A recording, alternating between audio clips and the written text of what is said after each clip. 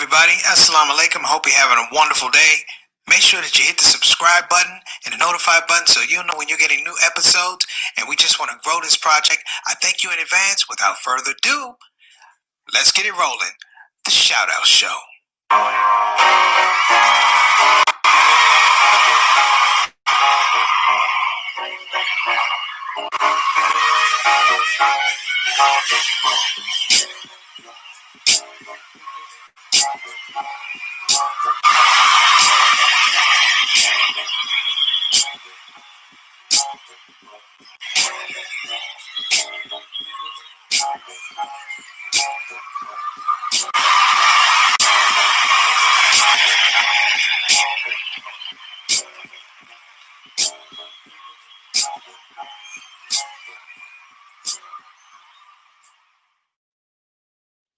Assalamu alaikum warahmatullahi wabarakatuh, everybody. I'm Preacher Moss, host of the SOS, the Shout Out Show. I hope all is going well for you, brothers and sisters, and you're having an excellent day. As you know, order of business, if you're coming on the show the first time, we appreciate you coming. We want you to have a great time. But do us a favor, share this show, click the link for a like, and also click the subscribe button because we're trying to grow this project and do some special things with it. And I've always talked about we're doing special things with the show. We are moving into some new territory. By the way, we're going to have our third guest. Let me tell you again, our third guest, Brother Umar A. Hakeem Day from Encourage Leadership Project out of Los Angeles. He does amazing work with youth, people who are on Skid Row. He does amazing things, but I want you to tune into this show about his specific understanding about working with nonprofits and leadership. So it's not so much about, okay, we have underprivileged people or underrepresented people. We have that, but he has this formula that he's been putting out. I mean, he's gone all over the world. I want you guys to know, it's gone all over the world talking about his project, Encourage and Empowerment in Leadership. Okay, so I'd say welcome to the people who are coming for the first time. For those who are coming back, the Shout Out Show family, the Shout Out Show soldiers, I want to say thank you for coming back to the show. It doesn't happen without you. So from the bottom of my heart, I just want to say I appreciate you. And it should just, I say it every day because I don't ever want it to be overlooked. I don't want it to be something that I take for granted. That's number one. Now, we have some other things that are forthcoming. I'm trying to hold on to them, build the drama, if you will, build the suspense. Because I have a huge project coming up, and I'm going to need all the SOS family, all the SOS soldiers, everybody to help me do the heavy lifting on this project, and it is a community service project. The Shout Out Show is a community show, and we're going to be doing a community service project. Now, we're not a nonprofit, so we're going to have to raise some money, but I do have a nonprofit, special announcement. Keep it in your prayers. I formed a nonprofit called Laughter to Love Foundation. Laughter to Love Foundation. We're going to be using arts, entertainment, and technology to help our brothers and sisters, particularly those who are incarcerated and returning back to society, our returning citizens. So mark that in your calendar. Okay, people, let's get to it, man. Throwback Thursday, saluting the family ride. Now, I thought about this whole thing, the family ride, brothers and sisters, and we don't talk about it a lot because it was just transportation. It was transportation that got us from point A to point B, particularly when we were kids. And it became a priority when we got about 15, 16, and we started thinking about driving. Now, what I don't want to lose here is the importance of the family ride. Some of us had a car. Some of us had two cars. Some of us worked hard to get a car. And you had categories of cars. You had a nice car. You had a good car, you had a reliable car, and then you had a piece of car. many of us had a piece of car. But you know what? It was our car. Now, I don't know what kind of cars you guys drove. You know, I thought back to the first car I remember my parents driving. I think it was a Mustang, to be honest. I believe it was a Mustang. And if you can think about the first car you remember your parents driving, go to the comment section. Because you know what? A lot of those cars aren't even around anymore. You hear what I'm saying? Some of those cars are not even around anymore. You know the cars I'm talking about. The Pinto, the Gremlin, the Granada, the DeLorean, if you ever want to have a cocaine car, the DeLorean. Think of all the cars. The Nova. Remember the Nova? Oh my gosh. And for some reason, those were horrible looking cars, but we liked them. You know why? Because it was a different time. Quiet as it said, the time that we had those cars represented a different time. It was a neighborhood appeal. When someone got a new car in a neighborhood, it was a moment of celebration. Times have changed because when people get a new car now, particularly young guys, it's usually their first car out of college or something like that. But there was a time when a person got a new car. It was a family event because it was the father that got the car, and the father was the head of the household, and not in a chauvinistic way, but that was his ride. And the reason why it was his ride, it wasn't even his ride, brothers and sisters. It was his chariot to take his family around and show them off. Oh my gosh, the car washes back in the day used to be miles long. On Saturday, you know why? Because you never wanted to take a dirty car to church. And you never wanted to take a dirty car to church with your family inside looking like they dressed to the nine. And you know why it was also a family thing? Dig this, people. It represented hard work. It represented a time when it was hard work. And when a person, particularly an adult, a father, and even a mother, when they got a car, it represented an apex that they had worked to a goal and they had gotten this car. Now, my parents had several cars. We had a VW, we had a Chrysler LeBaron, we had a Peugeot, we had a Lincoln Continental. My dad loved cars. He never kept cars long, but he loved his cars. And my cousins who came on the show. We weren't wealthy, but we loved our cars. I mean, my cousin actually quit a pretty promising football career because he wanted a car and he was willing to work for it. He left a starting position on the football team and was handing out fries at McDonald's. Why? Because he loved the car. It was such an identity thing back then. And back then, people, it was interesting. When a new car came, it usually had an adult that was attached to it. And nobody questioned the adult when they had the new car. It was interesting because in a few short years, particularly the mid-'80s, you started having people getting cars, and they were young cars. Not young cars, but they were young people getting cars. And they weren't getting the Granadas or the Pacers or anything like that. They were getting Mercedes Benzes. And you know what I'm talking about. The Mercedes Benz was not a family car. The BMW was not a family car. It was a status car. And young guys were getting it. And I'm not saying how they got that money, but a lot of times that's what took it out. That's what made it a weird thing. It took the celebration out of it because people say, how did you get your money? How did you work to get that car? And when people ask those questions, the whole game changed. Let me tell you something, people. We had great summers in cars. I might be dating myself, but I don't care. I remember riding in cars that did not have air conditioning. They had what they call 250 air conditioning, which is roll down the two windows and drive 50 miles an hour. 250.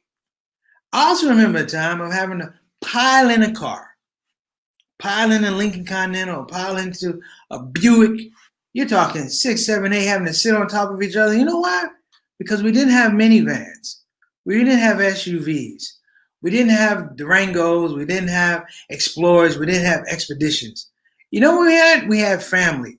And we would pile on top of one another. And we would go to where we had to be. God knows, I don't know how many layers of skin I lost off the back of my legs having to sit on a hot seat during the summer. But you know what? I kind of miss it now. I miss it just a little bit because it was integrity and it reminded us that in a way, we should all be thankful. Now, brothers and sisters, I'm going to pop back on.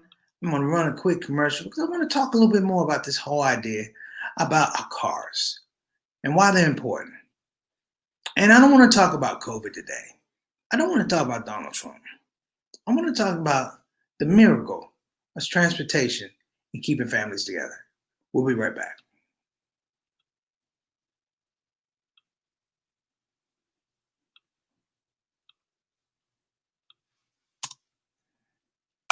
almost 30 years. They were like, oh my gosh. So you were there with Malcolm X. Oh man, he makes it look so easy. Listen, if you feel like you have what it takes or want to learn what it takes from the best, this guy is responsible for bringing comedy to the Muslim communities all around the world. That's right. It didn't exist until this guy right here, Preacher Moss, said, People want to play with Chinese. That wasn't the problem, though. funny right now.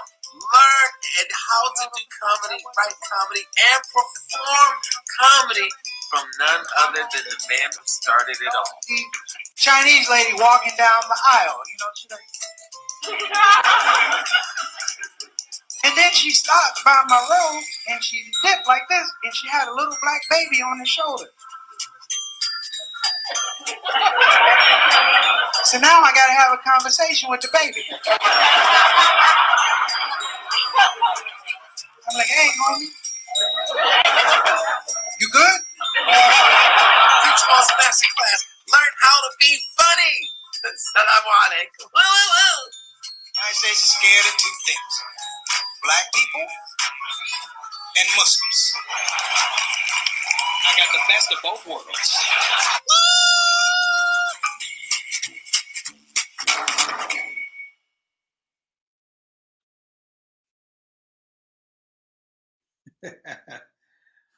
Special thanks to my brother Omar Regan for putting that ad together, man. We were talking about this whole thing about cars, and it was interesting. It was not about the cars. It's about the destinations, where our cars took us, how they were an integral part of our family. I'm not just talking about taking us to the ball game or taking us to the park or taking us to the movies, because those were all family items. Remember, your car took you to your first drive-thru. There would not even be a drive-thru if it weren't for the idea that people could put communities in cars and come through a drive-thru. Right now, they're having drive-thru comedy shows. And I'm like, I don't even think these people remember drive-in movies. But the car was so functional.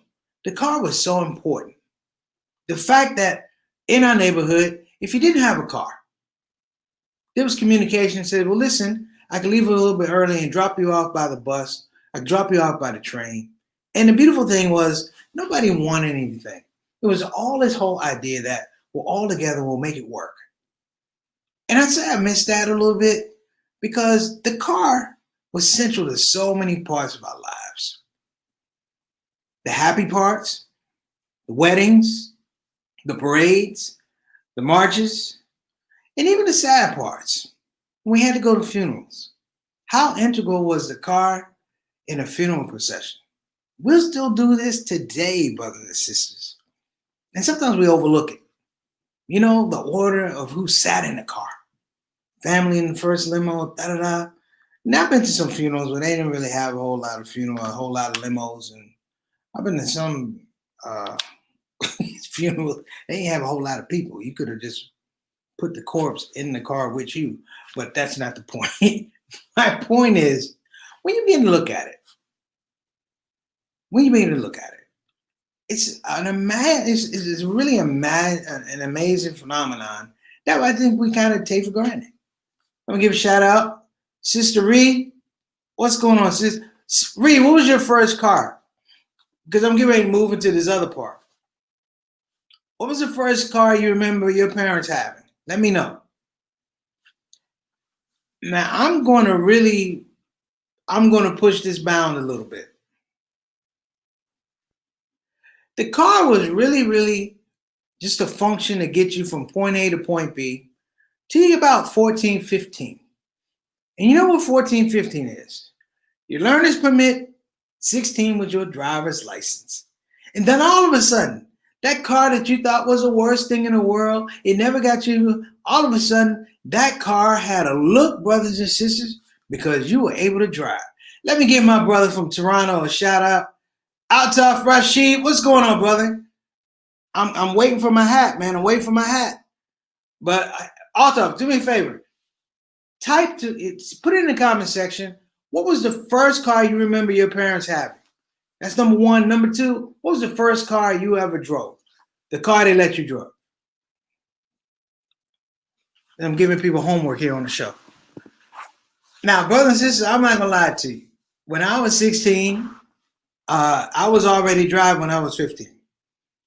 The first car I got to actually wheel a little bit, it was my father's car. My mother had she had a Chrysler LeBaron, whatever. But you know, I loved the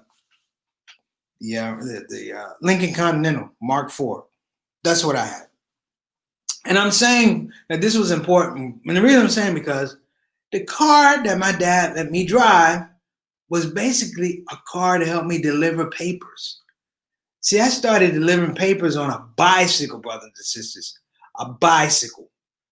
And then as I got older, I would have to do that, deliver the papers, then I have to get dressed and get ready for school. So my father would let me drive the car. Here we go, Ree. Here we go. Chrysler LeBaron. Oh, you drove to the high school graduation? Oh, nice, nice. See what I'm talking about? Okay, now, what you got for me? JT, VW Bug with a broken gasket. Yeah, parents never gave you the nice car, Jay. Yes, that is true. Had a hole in the floorboard. You kicked it like it was AMG. That's the point. You can have the raggedest car when you were 16 years old. I had a car, brothers and sisters. It had a strip starter. When I say a strip starter, it means that when you would drive it, the starter would expand, and when you cut it off, it would be expanded. And when you try and cut it on again, it couldn't cut on. You had to wait for it to cool down. So I would be like on a date, 16, 17, and I'd be like, we're going to the movie. Girl's like, I don't want to go to the movie. I'm like, girl, we're going to this movie because otherwise we're going to be here a while. That's what the real talk was. So JT kicked it in VW Bug. I got my grandfather's old car. It was a Dodge Colt. It was white with black and red striping on it because you had a black and red striping on it. Kicked it in the neighborhood. You couldn't tell me anything about that car. Loved it. I think my father had a Peugeot around that time, and I would take the Peugeot and lie like I was French. The extent of my French at the time was hon hon. That's it. Okay, what you got for me, Altaf? It had that big 3-person front seat. That sounds like a bus, man. That sounds like a bus.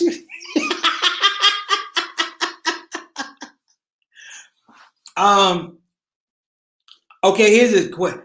Tell me how old your car was. My car was so old. Here it is. My car was so old. It didn't have. Remember this. It didn't have the seatbelt that went across the chest. But I'm talking about those cars. You just click it around your waist, and that was it. You know. Remember that this was years ago before you went like this and got in the car and go. I'm talking about you click it at the waist. That was it. And this is what you had for the. This is what you had in lieu of not having the seatbelt on. Your mother would put her arm out like this and crush your larynx. She'd step on the brake and crush your larynx. You all right, baby? You'd be like, yes. That was all we had back in the day. But there was so much love around the cars. We appreciated so much about those cars. But since I had a car, I bought it from the auction. Okay, I bought it from the auction 2003. The car was a 1998. I don't even know what it was, but it was a LX. No, it was 1994, something like that, and it was a Ford Escort LX wagon, and I love that wagon to death. You know why? Because those cars back in the day, you could actually do small repairs on them. You know what I'm talking about? The small repairs, change the oil, maybe change the oil, change the filter, and it kept your car going for years. You didn't have to take it to a mechanic till it actually broke down. All right, what you got out there? Oh yeah. I talked about that too, man. That metal armrest on the door. I didn't talk about that, but having to sit on a hot car seat. I hated church. I was like, God really loved me. He cooled his seat off. Just a thought, man. But yeah, remember back in the day, when you had a full spare tire, didn't have a donut, you had a full spare tire. So you had 4 tires, and then in the back you had a full spare tire. And remember how cumbersome the jack was? I don't know how many people had a car just fall on them because the jack was put up inappropriately or incorrectly. I don't know, man, but I miss those days, man. And then the best part of when you had a car. The best part of when you had a car, for me, was sports. Whoo! Man, I don't care what car you had back in the day. As long as the radio was good, you were stat. And I had a cranking, well, I didn't have a cranking radio. But this is what I had though. Hear me out. I didn't have a cranking radio. You know what I had though? Guess what I had? I had a cassette deck. Baller alert. I had a cassette deck. Everyone else was trying to play radio. Your boy had a cassette deck with actual cassette tapes. And remember, you used to roll around. Remember, you had to get that cassette deck case. It was like a case of nothing but your favorite tunes. Y'all can't tell me I wasn't a dude, man. You can't even tell yourself you wanted to do. Come on now, the cassette deck. Woo! I know I'm blowing some people's mind. They're like, wait a minute. There weren't minivans? I'm like, minivans came much years later. Many, many years later. But the most important thing is when you got your car and you started working. Was that real? That was real. I think it was real for me when I said, my dad told me, I'm not taking to school today. You got a car? Take yourself to school, son. And I would take myself to school and drive and get there and cut that car off. And I'd check my watch and hoping I had 2 hours to make sure that starter would be ready to go when I left school. There were no short hits. I want to apologize for all the girls back in high school. I made you hurry up to get in the car. The reason I made you hurry up and get in the car was I wanted to be able to start it quickly, because if it didn't work, we'd be sitting there for a whole month. They were like, why are you leaving so quick? I'm like, look, the car has a statute of limitations on that starter. That's what I'm talking about.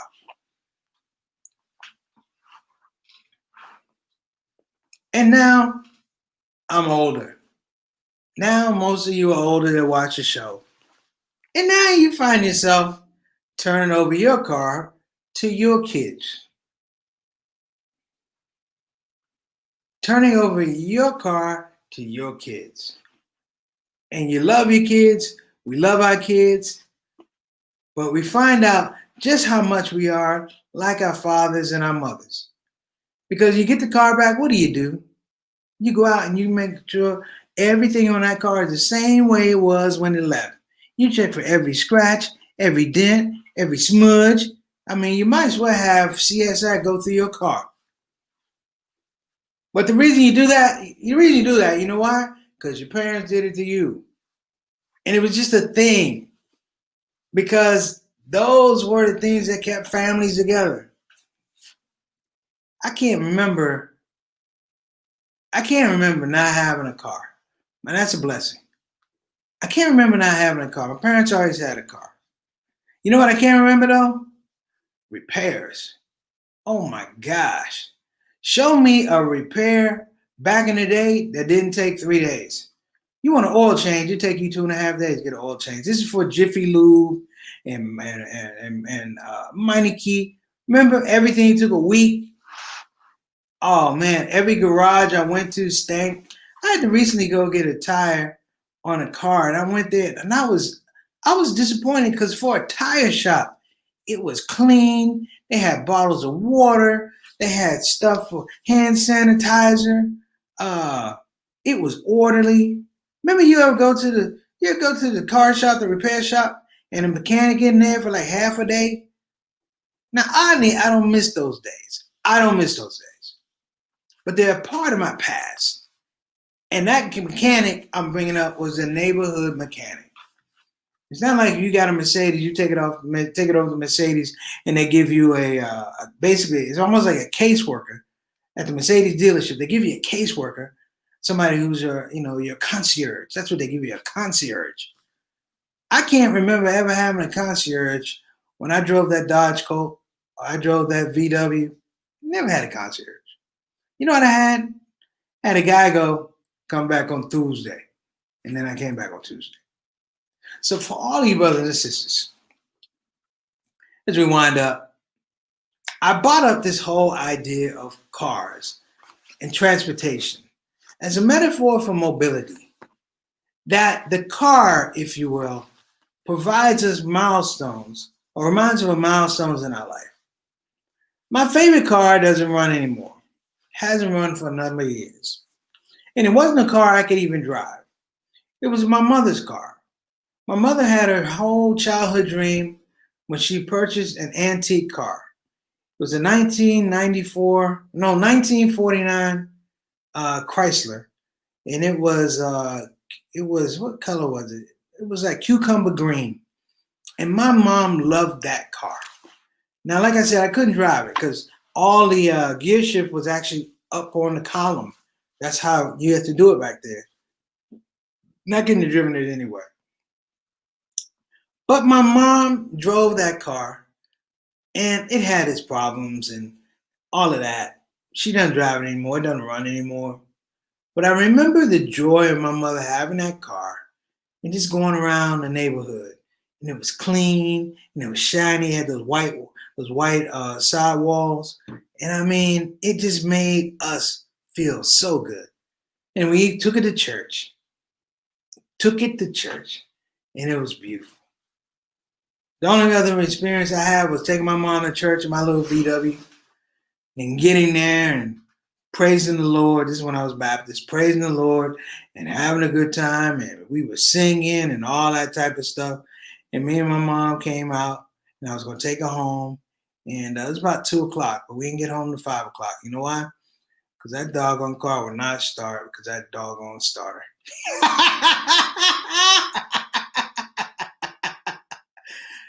Talk to you guys later. Have an excellent day. Assalamu alaikum wa rahmatullahi wa barakatuh.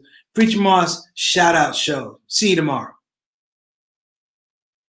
Hey everybody, this is your brother Preacher Moss. Listen, I hope that you enjoyed your shout out show experience. We'll be back with the next show, the next shout out show. A simple ask before you go, please help your brother out.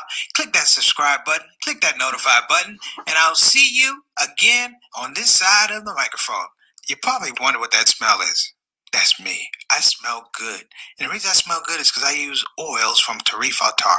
So I'm not saying you can't smell good. I'm not even saying you stink. I'm saying you have the opportunity to smell exquisite. Check out tarifatar.com for some of the best oils and scents in town.